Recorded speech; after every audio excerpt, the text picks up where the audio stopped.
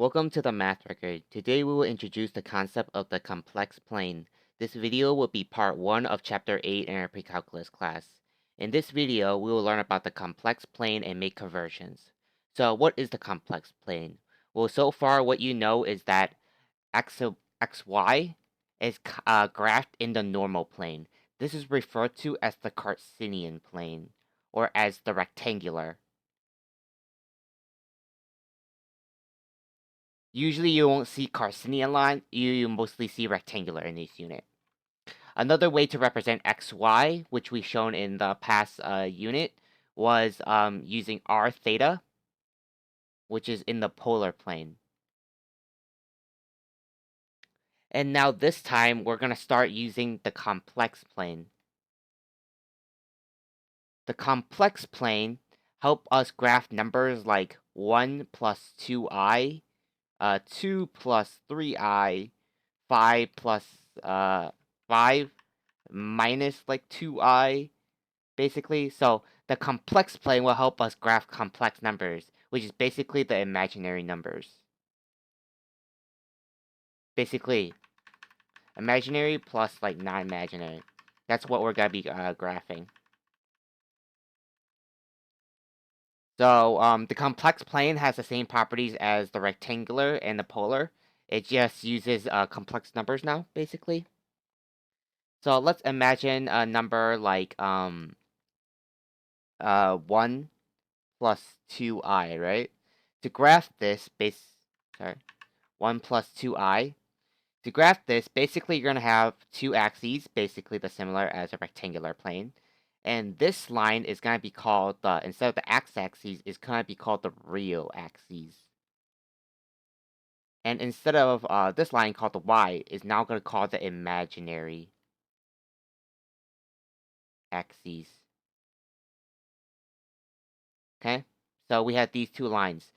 So what we're going to do is that it's going to be like, let's say we have 1 and then 1 and 2. So 1, 1 and 2. Basically, what this says is that you got to graph the real portion first is 1. So you have to go to 1. And then you have to go up by 2. So you have a point right here at 1, 2. What this tells us is that the real portion is at 1. So it's at 1. Plus, then the imaginary portion is at 2. So it's at 2i. So you have to, that's how you graph an imaginary point. Another way to, like, let's say you want to graph something like 3i, then basically the real portion is 0, so it's at the origin, and it goes 3 up, so you graph it like right here. So it will be 0, comma 3, because 3i is the same thing as just saying 0 plus 3i. So you have 0 as the real part and 3 as the imaginary part. Okay. Or if you have something like, let's say you want to graph like 5. Basically, this is the same thing as 5 plus 0i. So you have to go 1, 2, 3, 4. Sorry, I'm running out of space. And 5. So you go 5 here, because that's the real portion, and 0i. You don't move up because you have 0 of the y coordinate. So that's basically how you graph it for complex planes.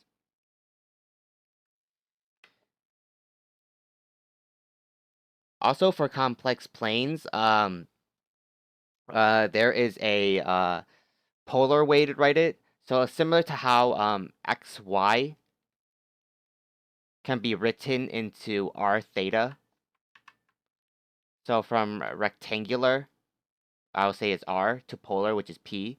Now we could do the same thing with let's say our complex number is a plus bi, from a plus ab, which is our rectangular that we showed before, now into polar, which is also to r theta. But instead of saying this is r, this is gonna be now referred to as the magnitude. But theta is just gonna be basically the same. So now we're gonna have to find the magnitude. It's basically the same thing, they just changed the name.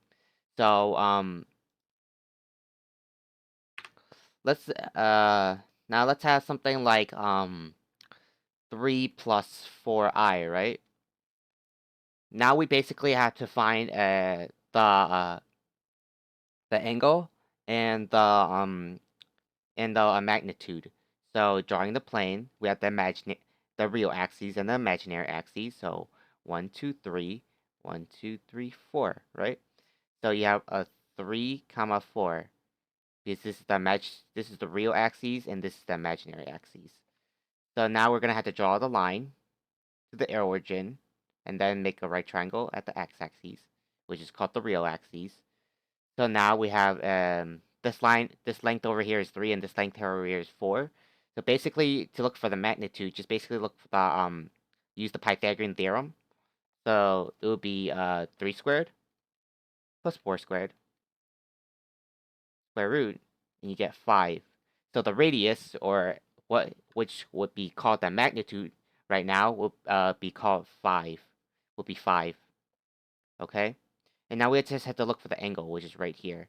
So basically, tangent a theta, if you follow the if you know trig, is basically y over the x, so it would be the 4 over the 3. And using your calculator, you find out it's about 5 pi, sorry, 5 pi over 18 radians. About. It's gonna be decimals, but this is about the approximate answer. So now you have 5 and you have 5 pi over 8 radians. So how do we write this in complex? In polar? Well, basically, actually move this over a bit. Basically, now you're just gonna write 5. You gotta write the magnitude, which is 5. Put a parentheses, and then you're gonna put sine. Cosine. Then you put the angle. 5 pi over 18 plus I sine of 5 pi over 18. And then close the parentheses. Okay, because cosine of 5 pi over 18 will be the same thing as just this over this. So this thing is 3 and that's 5. So this would be the same thing as 3 over 5.